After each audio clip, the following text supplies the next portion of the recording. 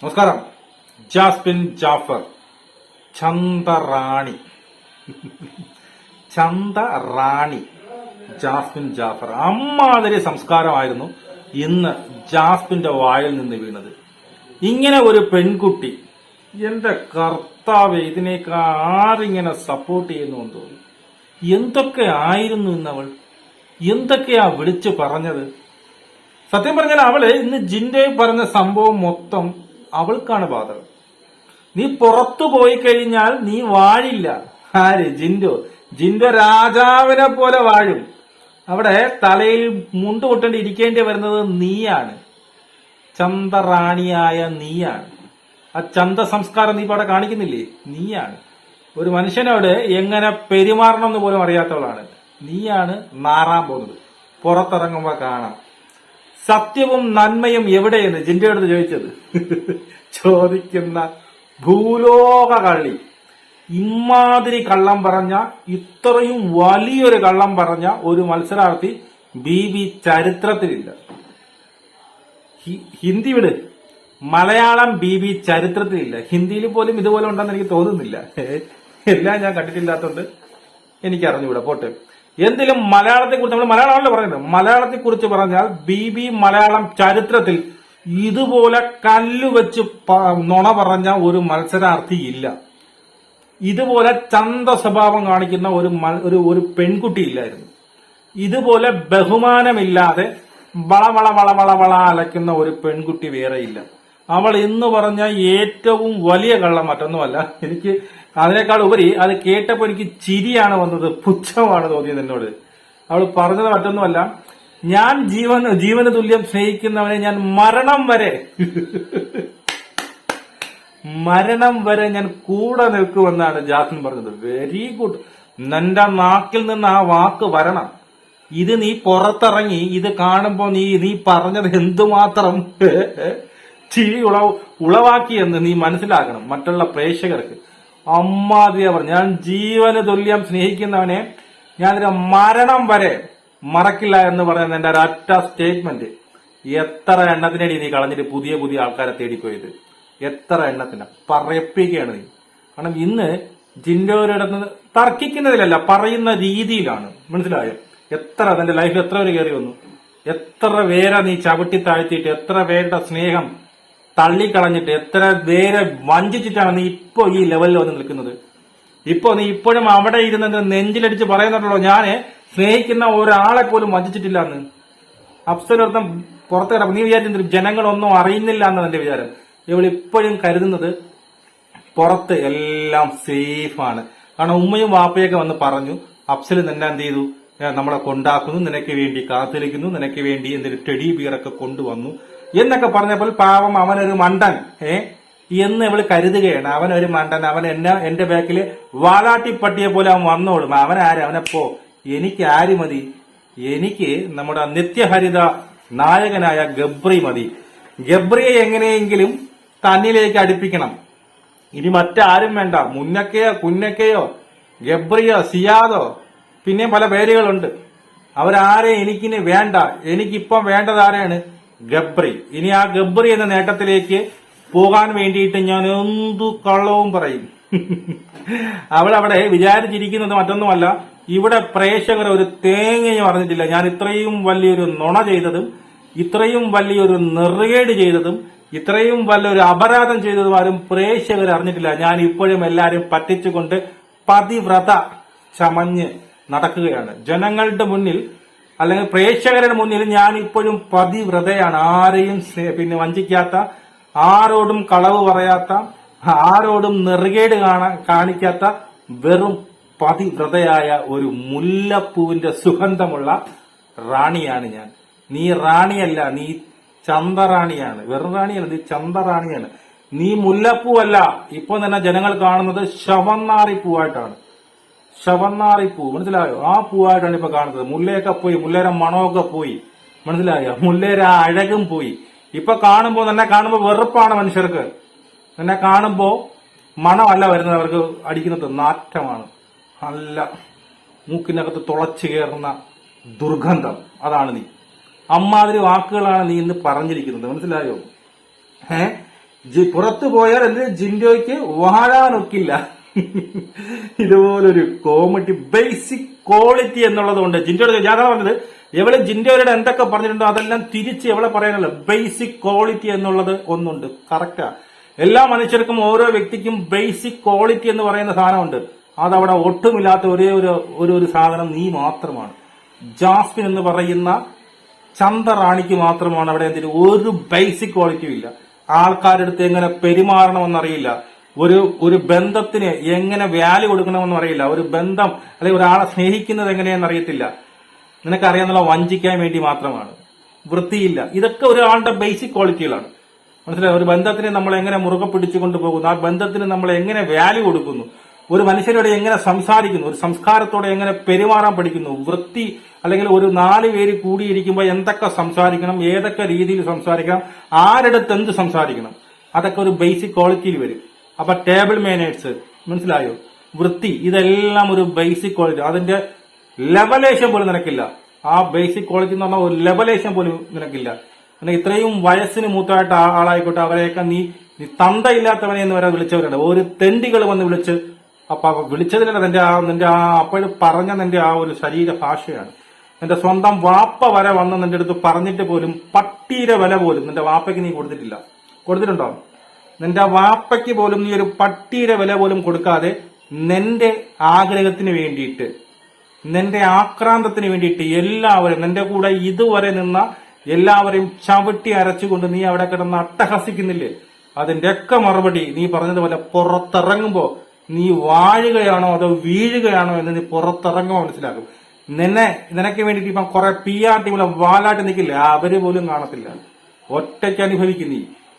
കാരണം അമ്മാതിരി അപരാധങ്ങളാണ് നീ ചെയ്തു കൂട്ടിയിട്ടുള്ളത്. അമ്മാതിരി നെറുകേടുകളാണ് നീ അവിടെ ചെയ്തു കൂട്ടിയിട്ടുള്ളത്. എത്ര പേരുടെ കുടുംബങ്ങളാണ് നീ തകർത്തിരിക്കുന്നത്, എത്ര പേരുടെ. ഈ പറയുന്ന അഫ്സലിനൊക്കെ നീ ചെയ്ത് കഴിഞ്ഞാൽ സത്യം പറഞ്ഞു കഴിഞ്ഞാൽ നമുക്ക് ചിന്തിക്കാനും പോലും പറ്റാത്ത രീതിയിലാണ് ചെയ്തത്. ഇപ്പോഴും അവനെ ഒരു പട്ടിയെ പോലെ നീ കാണുന്നത്. എന്റെ ബാക്കിലെ വാലാട്ടി വരുന്ന ഒരു കൂത്തിപ്പട്ടിയെ പോലെയാണ് നീ അവനെ കാണുന്നത്. അവനെ മാറ്റിക്കൊണ്ട് നീ ഗബ്രിക്ക് വേണ്ടി മുറവിള കൂട്ടുന്നു. ഈ പറയുന്ന ഗബ്രി പോലും നീ നോക്കിക്കോ, ഞാൻ പറഞ്ഞ കൂടിപ്പോവും. മനസ്സിലായോ? അവൻ പോലും നിന്റെ അടുത്ത് നിന്റെ മുഖത്ത് നോക്കി പറഞ്ഞു, നിന്നെ എനിക്ക് സ്നേഹിക്കാം, ഉമ്മ വയ്ക്കാം, കടിക്കാം, പിച്ചാം, എല്ലാം ചെയ്യാം. പക്ഷെ നിന്നെ എനിക്ക് കല്യാണം കഴിക്കാനോ നിന്റെ അടുത്തോട് ബന്ധം കൂടാനോ എനിക്ക് പറ്റില്ല. അതിന്റെ അർത്ഥം എന്താണെന്ന് മൂളയുള്ളവന് മനസ്സിലാവും. അവൻ എന്താണ് ഉദ്ദേശിച്ചതെന്ന്. അവനെല്ലാം വേണം, പക്ഷെ കെട്ടാൻ പറ്റില്ല. അതിനുള്ള ക്വാളിറ്റി നിനക്കില്ലെന്നാണ് അവൻ പറയുന്നത്. അതിനുള്ള ബേസിക് ക്വാളിറ്റി നിനക്കില്ല. ബാക്കി എല്ലാത്തിനും കൊള്ളാമെന്നാണ് അവൻ പറയുന്നത്. മനസ്സിലായോ? അവൻ പോലും കാണത്തില്ല നീ ഈ കിടന്ന് പറയുന്നത്. മനസ്സിലായോ? പിന്നെയും പറഞ്ഞാൽ എന്തിന് അങ്ങനെ ഞാൻ കുറച്ചൊക്കെ എഴുതി വെച്ചിട്ടുണ്ട്. എന്താണ് അരിയാഹാരം നമ്മളെല്ലാവരും അരിയാഹാരം കഴിക്കുന്നവരാണ്. അരിയാഹാരം കഴിക്കുന്നവർക്കൊക്കെ ഇത് മനസ്സിലാവും. സത്യമാണ്. ഞാൻ ഇതിൽ പറഞ്ഞില്ലേ, ഇവള് പറയുന്നതെല്ലാം ഇവൾക്കാണ് യോജിച്ചത്. വളരെ ആപ്റ്റായിട്ട് അവളുടെ കാര്യം അവള് പറയും പോലെ തോന്നി. നീ പുറത്തിറങ്ങിയിട്ട് നീ ഇന്നിപ്പം ജിൻഡോടെ പറഞ്ഞ കാര്യങ്ങളെല്ലാം ഒന്ന് റിവൈൻഡ് ചെയ്തു. അതെല്ലാം നിനക്ക് ആപ്റ്റാണ്. അരിയാഹാരം കഴിക്കുന്ന മനുഷ്യർക്ക് മനസ്സിലാവും നീ ആരാണെന്ന്. സത്യം. അരിയാഹാരം കഴിക്കുന്നവർക്ക് ജാസ്മിൻ ജാഫർ എന്ന് പറയുന്ന ചന്തറാണി ആരാണെന്ന് മനസ്സിലാവും. ചന്ത സംസ്കാരം മാത്രമുള്ള മനസ്സിലായോ? അരിയാഹാരം കഴിക്കുന്നവർക്ക് മനസ്സിലാവും. ഇന്ന് ഇതിനെയൊക്കെ തുടക്കം എവിടെയെന്ന് ചോദിച്ചു കഴിഞ്ഞാൽ മറ്റൊന്നുമല്ല, അവിടെ കുത്തിയിരുന്നു കൊണ്ട് ഇത്രയും വാപ്പയും ഉമ്മയും ഈ പറഞ്ഞ ഒരുപാട് ഹിന്ദികളും കാര്യങ്ങളും എല്ലാം കൊടുത്തുകൊണ്ട് ഇപ്പോഴും അവിടെ ഇരുന്ന് ഒറ്റയ്ക്ക് ഇരുന്നപ്പോൾ ആലോചിക്കുന്നു. ഒറ്റയ്ക്ക് ഇരിക്കുമ്പോൾ ഇതുപോലത്തെ ചിന്ത വരുന്നത്. ഇപ്പോഴാണ് എനിക്ക് എന്ത് ചെയ്തത്, ഗബ്രിയെ മിസ് ചെയ്യുന്നത് എന്ന് പറഞ്ഞപ്പോൾ അതിനുള്ള മറുപടി ആയിട്ട് ജിൻഡോ പറയുന്ന ഒരു കാര്യമാണ്, നീ എന്ത് ചെയ്ത് അതിനെക്കുറിച്ചൊന്നും ഇനി ആലോചിക്കും. നീ ഇപ്പൊ ഇത്തിരി പോസിറ്റീവിൽ പോകുന്നുണ്ട്, ഇനി അതിനെക്കുറിച്ച് ആലോചിച്ച് എന്ത് ചെയ്യരുത്, നീ നെഗറ്റീവ് ആവരുത്, ആവശ്യമില്ലാത്തതെന്ന് നീ ചിന്തിക്കരുത് എന്ന് പറഞ്ഞതാണ് ജാസ്മിന് കയറിക്കൊണ്ടത്. സത്യം പറഞ്ഞാൽ അങ്ങേര് പറഞ്ഞ നിനക്ക് നല്ലതിന് വേണ്ടിയിട്ടാണ് പറഞ്ഞത്. ഈ സാധനം തന്നെയാണ് നിന്റെ വാപ്പ ഉൾപ്പെടെ നിന്റെ അടുത്ത് ഈ പറയുന്ന ചന്ത റാണിയുടെ അടുത്ത് വന്ന് പറഞ്ഞത്. നീ അവനെ വന്ന് നിന്റെ വാപ്പ വന്ന് ഈ ഇത്രയും ദശലക്ഷങ്ങൾ കാണുന്ന ക്യാമറയുടെ ഫ്രണ്ടിൽ നിന്നുകൊണ്ട് നീ അവൻ കൊടുത്ത മാലയും അവൻ കൊടുത്ത അവന്റെ ഫോട്ടോയും എടുത്തു മാറ്റണമെങ്കിൽ അവരെന്താണ് ഉദ്ദേശിച്ചത്? ഈ പറയുന്ന ജിൻഡോ പറഞ്ഞ സാധനം തന്നെയാണ് ഉദ്ദേശിച്ചത്. അപ്പൊ നിനക്ക് നിന്റെ വാപ്പയുടെ അടുത്തും ഇതേ ആൻസറാണുള്ളതല്ലേ? നിന്റെ സത്യം നീ ജിൻഡോയുടെ അടുത്ത് എന്തൊക്കെ നിന്റെ വാപ്പ പറഞ്ഞതാണ് ജിൻഡോ പറഞ്ഞതാണല്ലോ. നിന്റെ വാപ്പ എന്താണോ അല്ലെങ്കിൽ നിന്റെ കുടുംബം എന്താണോ നിന്നോട് ആവശ്യപ്പെട്ടത്, ഒരു സ്വന്തം മകളോട് ഇനിയും സമൂഹത്തിൽ കിടന്ന് നാറരുത് എന്ന് കരുതി സ്വന്തം വാപ്പ വന്ന് പല ആവർത്തി ഈ ബിഗ് ബോസ് ചരിത്രത്തിൽ ഇതുവരെക്കാട്ടും ആർക്കും കിട്ടാത്ത ഒരു ഫേവറബിൾ നിനക്ക് കിട്ടി. വാപ്പ വന്ന് തുറന്ന് സംസാരിച്ചു. എന്താണ്? പുറത്ത് നിനക്ക് ഇതാണ്, നീ വിട്ടുകള, അവനെ വിട്ടുകള എന്ന് പറഞ്ഞിട്ട് പോലും നീ പട്ടിയുടെ വിലയാണ് ആർക്കും കൊടുത്തത്, നിന്റെ വാപ്പയ്ക്ക് നീ കൊടുത്തത്. അതിനുശേഷം അവര് വരുന്നു, മാല ഊരുന്നു, കോട്ട കൊണ്ട് പോകുന്നു. എന്നിട്ടും എത്രയൊക്കെ പറഞ്ഞിട്ട് നിന്റെ അഹങ്കാരം, നിനക്ക് അത് എന്നുവെച്ചാൽ എന്നെ ഇത്രയും കാലം എന്നെ സ്നേഹിച്ചെന്റെ കൂടെ നിന്ന ആരുമില്ല, അവരെയൊക്കെ ചവിട്ടി ഇപ്പോ ജസ്റ്റ് ഒന്ന് കണ്ട ഒരു കൂടിപ്പോയ 10, 40, 50 ദിവസത്തെ പരിചയത്തിന്റെ പുറത്ത് എല്ലാവരും സ്വന്തം വാപ്പ വേണ്ട, ഉമ്മ വേണ്ട, തന്നെ ആത്മാർത്ഥമായി സ്നേഹിച്ചവൻ വേണ്ട, ഞാൻ വാക്ക് കൊടുത്ത വേണ്ട, എന്റെ വാക്കുകളെല്ലാം മറന്നുകൊണ്ട് ഇപ്പൊ വന്ന ഗബ്രി എന്ന് പറയുന്ന ഈ പറയുന്ന നമ്മുടെ നിത്യഹരിത നായകന് വേണ്ടിയിട്ട് നീ മുറവിളി കൂട്ടുകയാണ്. മനസ്സിലായോ? അവന് വേണ്ടിയിട്ട് ഫൈറ്റ് ചെയ്യുകയാണ്. നീ എന്താ വിചാരിച്ചത്? അവനതൊന്നും അറിഞ്ഞില്ല എന്നാ കരുതിയത്? അവൻ തന്നെ കെട്ടുമെന്നുള്ള വ്യാമോഹമായിരിക്കും.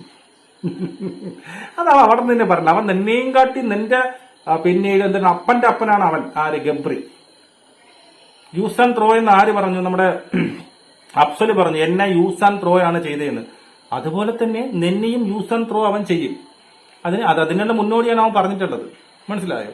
ഇത് തന്നെയാണ് നടക്കാൻ പോകുന്നത്. കാരണം ഒരുത്തനോട് നീ ചതിച്ചു കഴിഞ്ഞാല്, ഒരുത്തനെ ഈ പറയുന്ന ആത്മാർത്ഥമായിട്ട് ചതിച്ചു കഴിഞ്ഞാൽ അവൻ തന്നെ ഊഞ്ഞാലാക്കിയിട്ട് പോകും. മനസ്സിലായോ? അവൻ എന്ത് ചെയ്യും? ഊഞ്ഞാലാക്കിയിട്ട് പോകും.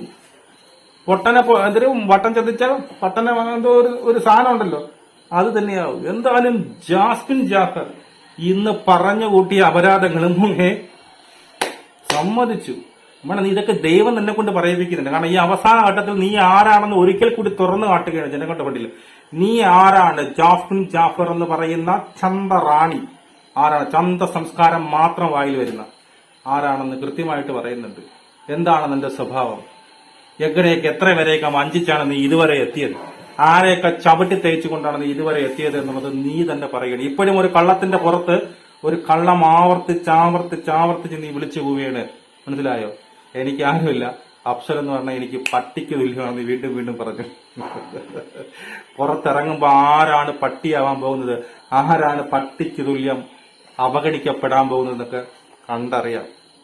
എനിക്ക് ഇത്രയെങ്കിലും പറഞ്ഞില്ലെങ്കിൽ, സത്യം പറഞ്ഞാല് ഇന്ന് എനിക്ക് ഒരുപാട് തിരക്കുള്ള സമയമായിരുന്നു. സ്കൂൾ തുറക്കുന്ന സമയമായിരുന്നു. അതുകൊണ്ട് എന്റെ ജോലിയുമായി ബന്ധപ്പെട്ട് ഒരുപാട് തിരക്ക്. എനിക്ക് ലൈവ് പോലും കാണാൻ സാധിച്ചില്ല.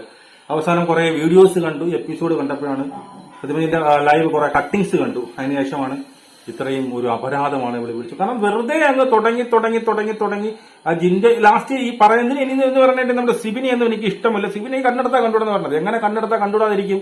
അവരുടെ ഒരു നിമിഷം പോലും നിനക്ക് പിടിച്ചേക്കാൻ പറ്റില്ല. അവനാണ് ഏറ്റവും കൂടെ തന്നെ പോടി നിന്നെ ഒന്നുമില്ലാതാക്കിയത് സിബിനാണ്. അതില്ലെന്ന് പറയാം. അപ്പൊ നിനക്ക് വേവ് കളവും. മറ്റത് ആരെങ്കിലും എന്തെങ്കിലും പറയുമ്പോ കൊണ ഒരു അഡ്രസ്സും ഇല്ലാതെ ഇതുമില്ലാതെ ഇവിടെ നിന്ന് കയറി കാട്ടാക്കട വഴി കയറി നേറ്റിങ്കര വഴി ആ പറഞ്ഞ രീതിയിൽ പറയും. ചോദിക്കണമെന്ന് ഉത്തരം ലാസ്റ്റ് പറയും മതിയോ, നീ പറഞ്ഞോ, ഇത് പറഞ്ഞങ്ങ് നിർത്തും. എന്നിട്ട് പറയും ഞാൻ എന്റെ അടുത്ത് എന്തെങ്കിലും പറഞ്ഞു കഴിഞ്ഞാൽ ജാസ്മിൻ 2 ഇരട്ടിട്ട് തിരിച്ചു തരും. പേടിച്ചിട്ടാ എവളിങ്ങനെ മറ്റവരെ പറയാൻ സമ്മതിക്കുക കൊണ പറയും. അവരാരെങ്കിലും പറയുമ്പോൾ അവിടെ ഇരുന്നിട്ട് മോങ്ങും, അല്ലെങ്കിൽ തന്തയ്ക്ക് വിളിക്കും, അല്ലെങ്കിൽ മറ്റേ അപ്പോഴൊക്കെയാണ് അവളെ യഥാർത്ഥ സ്വഭാവങ്ങൾ പുറത്തു വരുന്നത്. അപ്പൊ എന്തുവായിട്ട് പിന്നെ ബാക്കിയുള്ള കേസ് പറഞ്ഞാൽ നോറ സീക്രട്ട് റൂമിൽ നിന്ന് വന്ന ഒരു കേസ്, പിന്നീട് നമ്മുടെ അഭിഷേകും, പിന്നീട് നമ്മുടെ മുടിയനുമായിട്ടുള്ള ഒരു സംഭാഷണം കിടക്കുന്നത്. എല്ലാവർക്കും കോൺഫിഡൻസ് പോയി തുടങ്ങി. എല്ലാവരും പെട്ടിയെടുത്തു. ആര് പെട്ടിയെടുക്കുന്ന ഒരു വീഡിയോ ചെയ്തത് ഞാൻ പറഞ്ഞത് ആരാണ് പെട്ടി? എനിക്ക് നമ്മൾ ഉദ്ദേശിക്കുന്ന ആളൊന്നും അല്ല പെട്ടിയെടുക്കാൻ പോകുന്നത്. പെട്ടിയെടുക്കാൻ പോകുന്നത് മറ്റൊരാളാണ്. അതിനെക്കുറിച്ച് ഒരു വീഡിയോ ഞാൻ ചെയ്യാൻ വേണ്ടി നാളെ എന്തായാലും അത് ചെയ്യാം. മനസ്സിലായോ? പിന്നീട് ഇന്ന് പ്രതിബിംബത്തോട് സംസാരിക്കുക എന്ന് പറയുന്ന ഒരു ടാസ്ക് ഉണ്ടായിരുന്നു. അത് ജിൻഡോയുടെ മാത്രമാണ് കാണിച്ചത്. നിങ്ങൾ എല്ലാവരും എന്ത് പറഞ്ഞു? ജിൻഡോനെ അവോയ്ഡ് ചെയ്യുന്നു. ഇപ്പൊ എങ്ങനെ ഇരിക്കുന്നു? ജിൻഡോയുടെ മാത്രമേ അതേ മെയിൻ എപ്പിസോഡിൽ കാണിച്ചിട്ടുള്ളൂ. ബാക്കിയുള്ള ആരെയും കാണിച്ചിട്ടില്ല എന്നുള്ളതാണ്. അത് അവരുടെ അടുത്തേക്ക് കാണിക്കുള്ളൂ. ഇതൊക്കെയാണ് പറയുന്നത്. ഇതൊക്കെ നിങ്ങളെല്ലാം മനസ്സിലാക്കുക. ചന്ദ്രാണി, നമുക്ക് വീണ്ടും കാണാം. ജയ് ഹിന്ദ്.